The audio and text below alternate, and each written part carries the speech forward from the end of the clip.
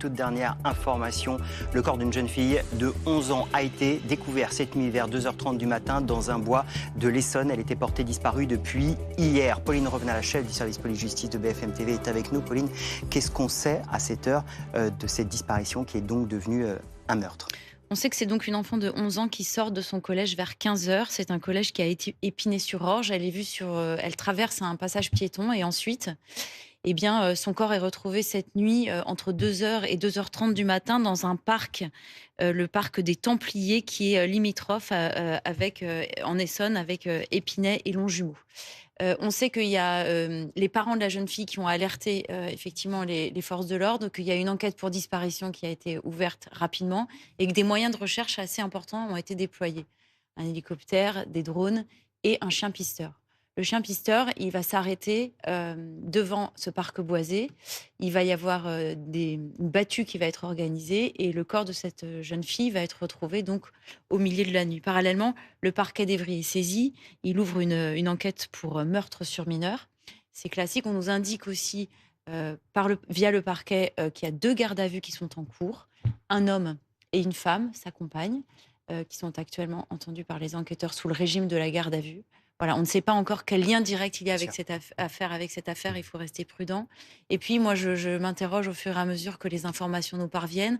Longjumeau, Épinay-sur-Orge, ce sont des villes de la région parisienne qui sont souvent équipées de vidéosurveillance. Donc, j'imagine que les enquêteurs ont cette première obsession d'essayer de retracer le trajet de cette jeune fille depuis son collège jusqu'à ce parc boisé. Qu'est-il arrivé ? Y a-t-il eu des éléments déclencheurs ? Une mauvaise rencontre ? L'enquête le dira.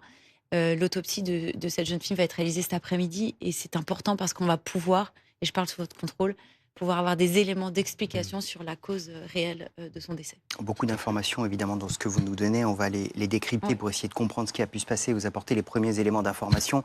D'abord, général, reprenons peut-être l'enquête qui a été conduite. On a d'abord une disparition signalée par les parents. Il est 15h, sortie du collège. Comment ça se passe à ce moment-là ? Immédiatement, là, les forces de l'ordre, police, gendarmerie, celles qui sont concernées, se posent même pas la question de savoir si une fugue attendait ou autre. Non, non. Il y a trop d'affaires qui sont dramatiques et est mis sur le terrain un dispositif le plus large possible. C'est-à-dire des unités de patrouille de recherche. Ensuite, une demande pour avoir des chiens pisteurs pour essayer de voir si on arrive à suivre une piste ou pas. Ouais. Très certainement, des enquêteurs sont déjà déployés, bien qu'on ne soit encore que dans une phase de recherche et pas encore d'enquête judiciaire directe. Le parquet est prévenu dans la foulée, c'est évident, et peut-être même déjà décide de lancer une enquête, soit pour disparition inquiétante, oui, soit... C'est le cas. Voilà, donc dès hier après-midi. Dès hier après-midi, ce qui fait que les enquêteurs peuvent commencer à officier dans ce cadre-là, et recherche terrain, déploiement d'unités sur le terrain, cynophiles, hélicoptères, quadrillage, unités qui vont aller dans les centres de supervision urbain des différentes mairies qui permet de voir tout un parcours possible de cette petite fille. Et parallèlement, les enquêteurs s'intéressent à la vie de cette petite fille avec ses amis. Est-ce que, au point de vue collège, elle a un portable ? Si oui, est-ce qu'on peut le borner ? Si elle a un portable, est-ce qu'elle est active ou pas sur les réseaux sociaux ? Si oui, est-ce qu'elle a fait l'objet de harcèlement ou pas ? Parce qu'il y a ce phénomène aussi qui touche nos enfants et qui peut avoir des conséquences. Et tout ça en même temps, de façon à, si possible, la retrouver le plus vite possible. Et elle a été retrouvée très vite, mais hélas, le drame était déjà arrivé. Ce qui aussi explique le fait que les policiers, les gendarmes soient allés très très vite dans l'enquête, c'est qu'il y a eu un interrogatoire, évidemment, vous le disiez, des proches, des parents, et les parents, dans l'appel à témoins même qu'ils ont lancé en disant « elle a disparu », ils disaient « elle n'a rien n'expliquerait une fugue. Ce n'est pas une jeune fille qui aurait fugué ». Alors c'est souvent ce que peuvent dire des parents, mais il y avait tout de suite, ils ont dit « c'est pas ça », et c'est ça aussi qui a peut-être motivé à aller aussi vite dans les dispositifs de recherche. Oui, et je pense que dans l'âge aussi, pardon. L'âge, à 11 ans, ans. on fugue moins facilement qu'à 15 ans, Évidemment. pardon. Vous avez raison. Et c'est une jeune fille, il faut dire ce qu'il est, mais je pense que la situation actuelle, je veux dire, nos enfants meurent aujourd'hui dans des règlements de compte, meurent parce qu'ils n'ont pas donné leur téléphone ou parce qu'on veut leur raqueter leur téléphone portable, meurent parce elles rentrent de la maison et elles doivent traverser un parc, faire 100 mètres pour aller du collège à la maison. Mais je veux dire, quel sens on donne à ça? Comment on fait pour protéger nos enfants? Ça dit aussi quelque chose de la violence de ces prédateurs, de ces criminels qui sont en liberté. Est-ce qu'on les connaît et qui n'ont pas été suffisamment sanctionnés, suffisamment mis à l'écart? Est-ce qu'on peine encore à comprendre à quel point les enfants peuvent être des proies de ces prédateurs, de ces criminels? C'est extrêmement inquiétant. C'est des vies entières qui sont bouleversées, c'est des générations entières de jeunes et d'adolescentes qui vivent en se disant qu'en allant au collège ou en sortant du collège, pour un téléphone ou pour rien, ou parce qu'on est juste une jeune fille préadolescente, on peut mourir. Mais je veux dire, comment on aborde ça? Comment on traite? Comment on prend en charge? C'est extrêmement compliqué. Ça suscite de la tristesse, mais moi, ça me met très, très, très en colère. Il y a plus de sens, en fait. Et comme vous le disiez, il y a aussi ces phénomènes de cyberharcèlement. On peut mourir de cyberharcèlement. Il y a des jeunes qui mettent fin à leur jour et il y a aussi des jeunes, des agresseurs, des cyberagresseurs qui vont jusqu'au passage à l'acte. Il faut imaginer, malheureusement, ses camarades retourner Oui, il y en aura classe probablement lundi matin. d'ailleurs une cellule qui sera ouverte. Peut-être que j'anticipe un peu, mais le rectorat va sans doute mettre Bien sûr. des éléments en place pour. On pense au lundi matin, quand les amis de cette jeune collégienne vont reprendre le chemin de l'école et qu'il va Les falloir trouver les mots. Les enseignants, Peut-être les faire appel parents. à des psychologues aussi pour poser les bons mots sur ce qui s'est passé. Moi, je voudrais juste insister sur le fait que l'enquête, elle va très vite, puisqu'on a 2 gardes à vue en cours. Selon nos informations, c'est un homme et sa compagne qui sont âgés de 23 et 20 ans. On ne sait pas encore s'il y a un lien direct avec cette affaire, mais tout ce qu'on peut dire de manière factuelle, c'est que les enquêteurs sont sur le pied de guerre et que ça avance très vite, quoi. Quel est le profil possible là, on attendra évidemment sur les 2 personnes en garde à vue, mais ça veut dire qu'on entend tout le monde. Pour l'instant, il faut rester prudent sur ces 2 gardes à vue, car tout le monde peut être placé en garde à vue dans une affaire comme celle-là. Tout à fait. Tout le monde peut être placé en garde à vue. On va très vite. C'est peut-être des personnes qui ont été vues à proximité ou parlant à l'enfant, et puis après, on les voit plus. Mais à partir du moment où ils ont parlé à l'enfant, eh bien, ils deviennent automatiquement des personnes d'intérêt. À partir de ce moment-là, alors, il y a les gardes à vue immédiates avec suffisamment d'éléments, et il y a les personnes que l'on va entendre comme témoins, qui après, ce ne sont pas des gardes à vue, mais après pourront se retrouver en garde à vue. Pourquoi? Parce que la garde à vue, on ne peut l'utiliser qu'une fois. C'est-à-dire qu'il y a un nombre d'heures qui est compté par le Code de procédure pénale, et si on les épuise toutes, on ne pourra plus y revenir. Donc, il y a une difficulté dans la procédure pour les enquêteurs. C'est-à-dire que si on se lance dans une garde à vue, c'est qu'il y a des éléments intéressants qui doivent permettre d'arriver à résoudre au moins une partie du cas. Donc, voilà comment ça se passe d'entrée, et il va y en avoir d'autres, très certainement. Mais surtout, on a en parallèle tout ce qui est la police technique et scientifique, la criminalistique. C'est autour de cette jeune fille, sur ses vêtements. Est-ce qu'on va retrouver des traces d'ADN? Est-ce que l'autopsie va être déterminante, elle a lieu cet après-midi. Exactement, va encore apporter des éléments complémentaires qui vont montrer déjà comment est morte cette petite fille, et si elle a fait l'objet de violences, quelle qu'elle soit. Donc, ça avance en parallèle, à la fois les éléments d'enquête, de voisinage, de témoignage, et les éléments indiciels et matériels que vont pouvoir apporter la police technique et scientifique et la médecine légale. Et là, probablement que la vidéosurveillance va être d'une grande utilité, on le rappelle, parce qu'elle va peut-être permettre de quadriller le trajet, en tout cas de retracer et de minuter ce trajet entre la sortie du collège et le parc, là où le chien pisteur s'est arrêté pour la dernière fois. 15 heures, on est en plein jour. Ça veut dire qu'il y a aussi nombre de personnes qui ont pu apercevoir parce qu'ils passent faire une course, parce qu'ils passent en voiture. Mais qu'est-ce qui se passe entre 15h, 15h30 et 2h30 du matin? C'est toutes les interrogations des enquêteurs. C'est pas forcément rectiligne. Où est-elle? Qui rencontre-t-elle? Fait-elle une mauvaise rencontre? A-t-elle rendez-vous dans le parc avec une personne que l'on ne connaît pas pour l'instant? Que se passe-t-il exactement? Et comment va se dérouler la soirée? Ou est-ce que la soirée s'est terminée déjà beaucoup plus tôt pour elle? Tout ça, c'est des éléments de datation qui seront probablement déterminés cet après-midi. Oui. Général, à ce moment de l'enquête, là, on a retrouvé le corps. Il y a évidemment toute la partie, j'imagine que ce bois a déjà été fouillé cette nuit, mais on a dû attendre aussi qu'il fasse jour ce matin pour pouvoir mener de nouvelles investigations dans ce bois où elle a été retrouvée. Tout à fait. C'est là, on est dans la recherche d'indices. d'éléments matériels tout autour du corps, mais sur les chemins qui ont pu être empruntés. Et si c'est hors chemin, c'est quel est le cheminement qu'a emprunté le meurtrier pour déposer le corps ou à cet endroit, où tuer la petite fille à cet endroit. Donc on voit qu'il y a un gros travail de police technique et scientifique qui va être fait. En parallèle, au même titre que les images de vidéoprotection sont des images matérielles, qui sont de véritables indices, qui seront versés au dossier, on va avoir un très gros travail de relevage des bornages. Et quand on est dans des villes aussi denses, on imagine les milliers de bornages qu'il peut y avoir. Et au milieu de ces milliers de bornages, quels sont ceux qui vont être d'intérêt et qui vont déclencher derrière eh bien des interpellations ou en tout cas des auditions. Et on va aller justement retrouver Kevin Elias qui se trouve au niveau du parc des Templiers, là où le corps de cette jeune enfant de 11 ans a été retrouvé. Kevin, évidemment, l'enquête est allée très vite, on le disait, c'est dans ce bois qu'au milieu de la nuit, cette enfant de 11 ans a donc été découverte.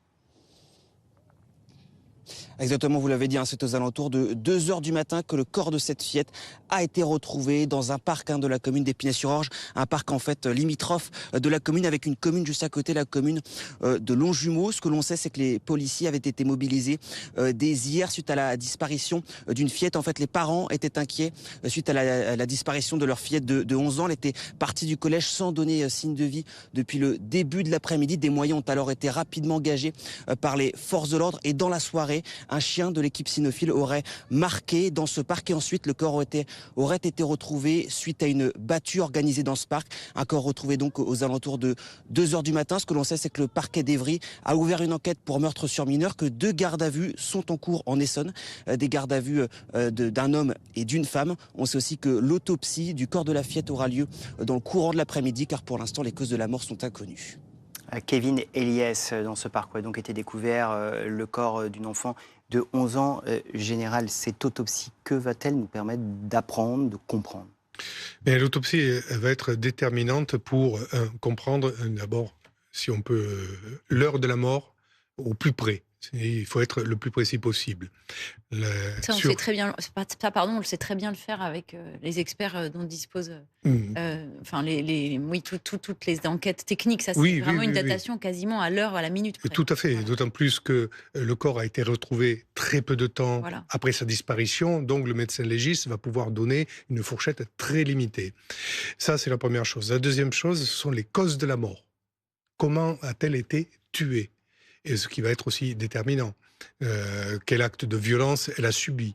Est-ce que, je vais le dire parce qu'on l'a tous en tête, mais on n'ose pas, est-ce qu'elle a subi une agression sexuelle également? Donc on voit le nécessaire déroulement de cette expertise médico-légale et l'implication que ça va avoir dans les actes d'enquête derrière. Donc on a un travail très important, très lourd pour le médecin légiste, mais ils ont là-dessus, c'est leur métier, ils savent le faire. Mais derrière, ça va orienter encore plus les enquêteurs vers un prédateur, des prédateurs, parce que ça peut être plusieurs personnes. On a hélas des exemples de couples infernaux qui enlevaient des enfants, pour ne parler que Fourniret et Monique Olivier, c'était la façon dont ils agissaient. Donc, tout est sur la table, mais les réponses qui vont avoir lieu cet après-midi et un peu en fin de soirée ou demain matinée pour les prélèvements qui seront faits en matière ADN ou autre, etc., eh bien, vont orienter immédiatement les enquêteurs vers une ou plusieurs personnes. C'est très important que ça aille vite parce que, Johanna, comme vous le disiez, à ce stade, toutes les hypothèses sont ouvertes. Ces 2 gardes à vue, on a bien expliqué à quel point il faut être prudent parce qu'il peut s'agir de simples témoins ou de personnes qui ont découvert le corps et qui n'ont rien à voir avec cette affaire. Et là, dans la tête de tous les parents qui habitent cette commune et aux alentours, il y a ce matin une angoisse de se dire, est-ce qu'il y a un prédateur? Est-ce qu'il y a quelqu'un qui s'en prend aux enfants dans ma commune? Déjà, et pour réagir à ce que disait le général, s'ajoute à la complexité de l'enquête technique, la complexité du facteur humain, parce qu'à l'autre bout de ce continuum dont parle le général Daoust, il y a des parents, peut-être une fratrie, peut-être des CPE, des surveillants du collège, des amis qu'il va falloir interroger. Et lorsqu'on a une annonce aussi violente, aussi brutale d'un événement aussi dramatique, il y a quand même des phénomènes de sidération qui ne permettent pas forcément aux gens de parler, de se repérer d'un point de vue spatio-temporel. Il faut avoir aussi un minimum de dignité et de précaution à prendre avec ses parents qu'il va falloir maintenir aux côtés, au plus près de l'enquête, mine de rien, pour avoir des informations, mais aussi des parents qui devront être informés au fur et à mesure parce qu'il s'agit de leur enfant, on leur doit bien ça. Donc c'est extrêmement compliqué. Et puis, comme vous disiez, l'onde de choc que ça suscite chez chacun de nous en tant que frères, sœurs, parents, grands-parents, voisins, amis, tout ce que vous imaginez.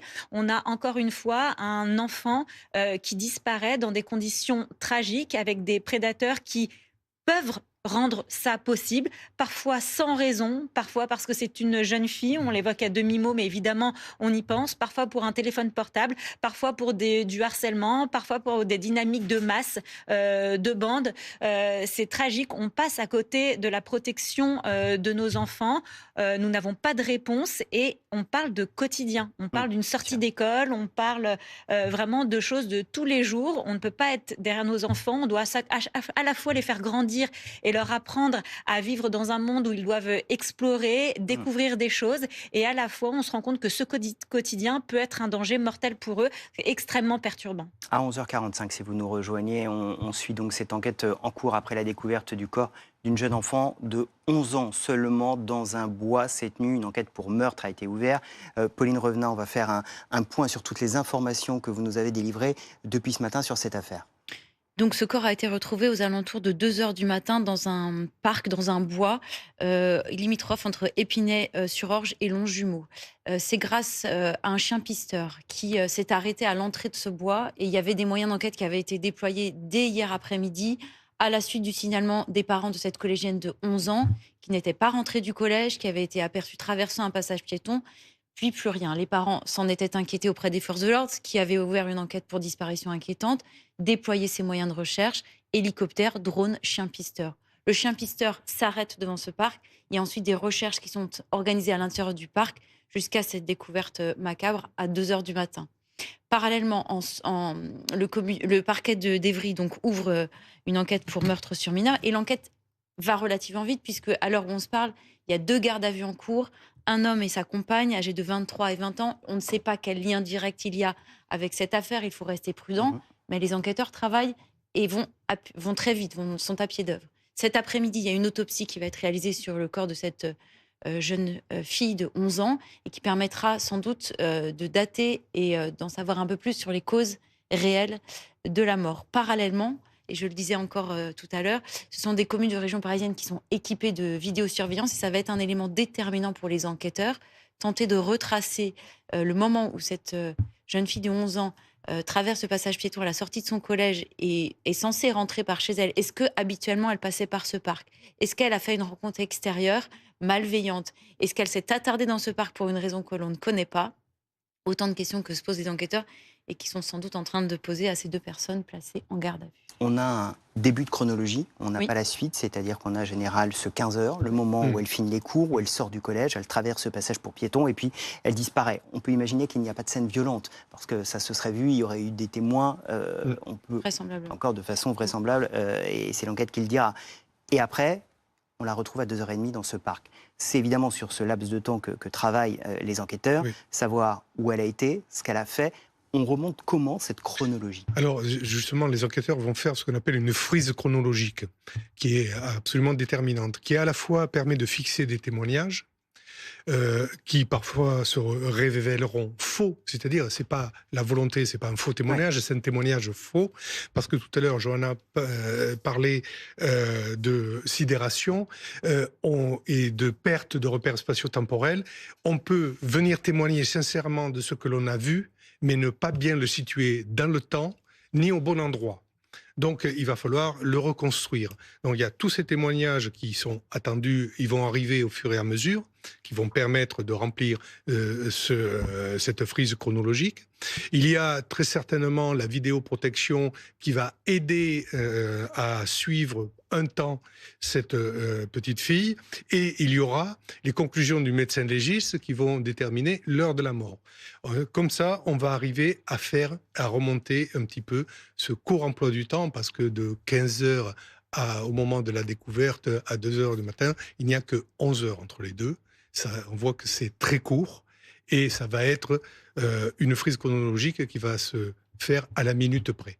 Voilà. Et ce qui est très difficile dans les premiers interrogatoires, c'est que quand on est frappé par l'effroi, par la sidération, on a ce qu'on appelle un biais de confirmation. C'est-à-dire, n'ayant pas tous ses souvenirs, une confusion cognitive, cette difficulté à se repérer dans le temps du fait du choc de l'annonce de la disparition puis de la mort de cette jeune fille, on va avoir un biais de confirmation qui consiste à aller dans le sens des enquêteurs parce qu'on veut les aider, parce qu'on veut servir à quelque chose, parce qu'on veut apporter des réponses à la famille. Et donc, en fonction de la façon dont les enquêteurs posent les questions, mais ils sont habitués, on peut avoir cette tendance à aller dans leur sens. Il y a des questions qui peuvent induire des réponses, suggérer des réponses, comme vous avez bien vu une voiture foncée ou de telle couleur traversée à ce moment-là. On va avoir cette tendance à répondre oui, alors qu'on a vu effectivement une voiture traversée, mais elle n'était pas forcément de couleur foncée.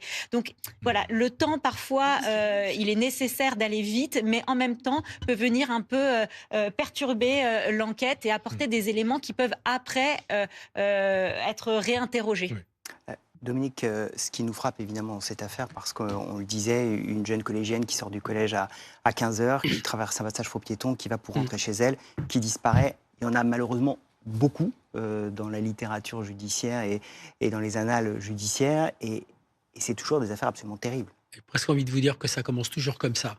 Les parents s'inquiètent parce que la jeune fille n'est pas rentrée. Quand on pose la question aux parents, les parents disent bah, elle était au collège, on ne comprend pas, d'habitude elle arrive 10 minutes après à la maison. Elle peut traîner un peu, aller voir une copine, donc on vérifie auprès de la copine en question qui dit bah non, moi je suis rentrée, on s'est séparés au coin de telle rue. Soit elle rentre du collège, soit elle rentre du sport, soit un week-end elle est partie acheter des couleurs ou faire une petite course. Et puis les parents s'inquiètent. Ça commence toujours comme ça. Toutes les histoires qu'on a racontées ensemble et sur lesquelles a enquêté le général Daoust commencent comme ça, des inquiétudes. Et puis il arrive, là ça va comme très vite. Hein. Ouais. Elle disparaît hier. 15 heures. 15 heures sortie de l'école, signalement, il y a un message, la police la cherche partout, police et gendarmerie, hein. Mais bon, on est en zone police. Oui, on est en zone Donc police. la police la recherche partout. Moi j'ai des messages de policiers qui tournaient sur le secteur et qui m'ont envoyé cet avis tout de suite à 4 heures du matin. Donc ça cherchait beaucoup. Le corps est retrouvé dans la nuit. Pauline l'a parfaitement expliqué. Donc, il y a des caméras de vidéosurveillance qui ont peut-être donné quelque chose, puisque on est à peine 24 heures après les faits et il y a déjà 2 personnes qui sont en garde à vue. Donc, ça veut dire des personnes auxquelles, légitimement, les enquêteurs de la crime Versailles pensent qu'il faut poser des questions. Si on les a mis en garde à vue, ce n'est pas par hasard. Soit ils ont quelque chose qu'ils ne disent pas sur les circonstances de la disparition de la petite fille et qu'ils savent, ou alors ils passaient par là, où on les a vus sur des caméras et il faut les questionner. Encore une fois, autopsie, là, 13h30, peut-être communiqué du procureur, ça, vraiment, Ça va aller très vite. on est dans les 24 heures là.